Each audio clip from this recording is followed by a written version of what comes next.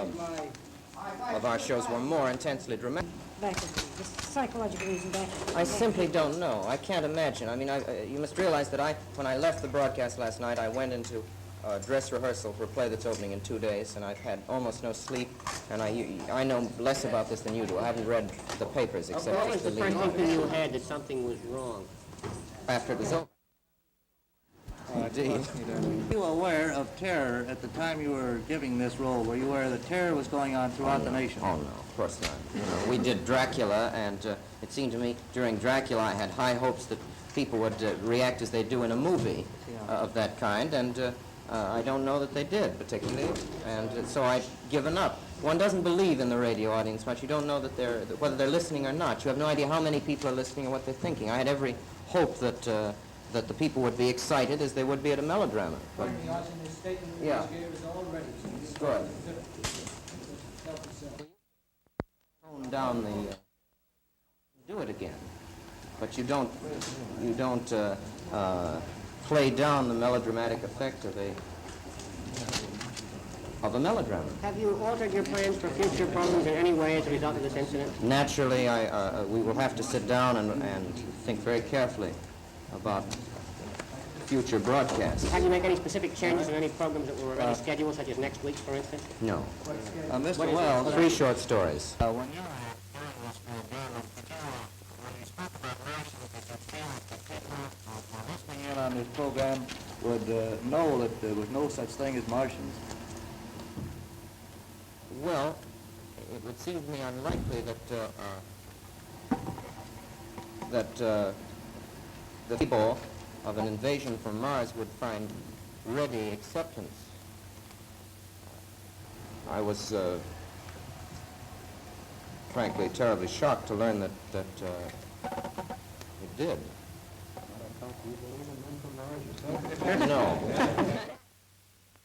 But I'm primarily the... Mr. Wells, why did you use local towns in this program? Well, H.G. Wells uses local towns addressing an English audience.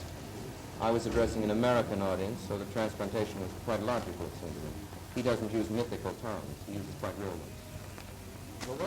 Any town doing... Yes? That was a mythical town, wasn't it? It was a mythical town, but it was near enough. It was near enough to a real name. I've forgotten how we figured it out. It's either that it's Grover's Mills, or it is Grove's Mill, or something. At any rate, we changed it slightly, hoping that would a thing which H.G. Wells did not do. His names are quite real English towns, without any change made. Yes. Towards the camera. We've asked you that before. Ask it loud, very loud. Louder! Do you think, Mr. Wells, that you might have taken unfair advantage of the public in using a method as a conveyance for authentic news? I don't believe that I have, since it is not a method original with me. It is used by many radio programs. I am terribly shocked by the effect it's had. I do not believe that the method is original with me or peculiar to the Mercury Theater's presentation. Do you think there ought to be a law against such enactments as we had last night as a result of that? I don't know what the legislation would be. I know that almost everybody in radio would do almost anything to avert the kind of thing that has happened, myself included, but I don't know what the legislation would be. Radio is new, and we are learning about the effect it has on people. Learned a terrible lesson. Do you think that this will cause the curbing of radio bulletins on the air today? I simply can't imagine. It seems to me that the effects of this may cause much legislation. I simply don't know. The wisdom of radio executives and of an organized public will decide these things for us. It's not up to me to speak. I'm the Mr. Wells, accused. I was in Europe at the time that Schuschnigg was murdered, and I remember very vividly the time, the way that came through the air. I should say that your presentation last night was even more dramatic and more realistic than the way the Vienna radio station did theirs. Yes, the intention... In view of that, don't you think that somebody here would have been able to gauge the reaction which in fact has occurred throughout the United States? Well, every radio program tries to be more dramatic than life, as every play tries to be more dramatic than life, and every movie. not less so.